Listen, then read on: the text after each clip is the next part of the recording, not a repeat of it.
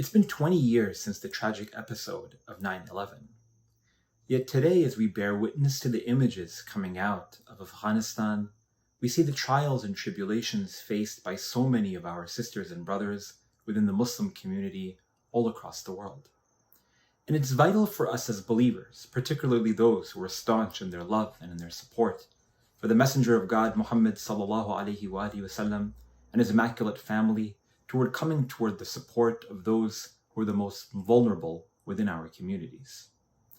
As data suggests, there are going to be thousands of refugees who are going to be entering into the United States and really all across North America over the next several months, many of them adhering to the school of Ahlul Bayt, peace and blessings be upon them. This requires us as believers, again, to come to the forefront in offering those new members of our community a smile to their face, realizing and recognizing the trauma that many of them have had to endure over the last 20 years, or particularly over the last several weeks and months, as again we have been bombarded by really tragic images coming out of the airport in Kabul, Afghanistan, and beyond. And it's vital for us again to offer, at the very least, a little bit of food, a little bit of our wealth, a little bit of whatever it is that we can give out of ourselves in support of this refugee community entering into ours. And where we can make strides during the course of our days toward appreciating everything that they've had to endure, coming to the forefront, making an impact, be it raising money, be it distributing food, be it distributing of clothing, giving gifts toward the children, making them feel welcome.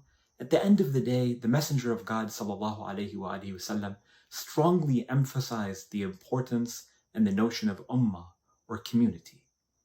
And the idea is that consistently we emanate these values of that prophetic community of our Messenger Muhammad sallallahu alaihi wasallam.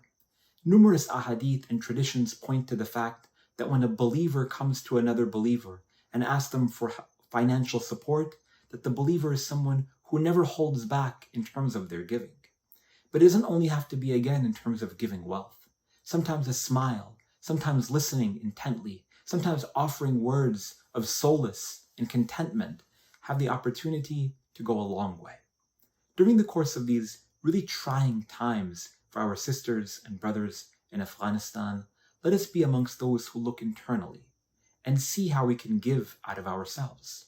For Allah subhanahu wa ta'ala states within the Holy Quran, لَن تَنَالُوا الْبِرَّ حَتَّى تُنْفِقُوا مِمَّا تُحِبُّونَ, that you will not attain this high spiritual station of righteousness until you give out of that which you love the most.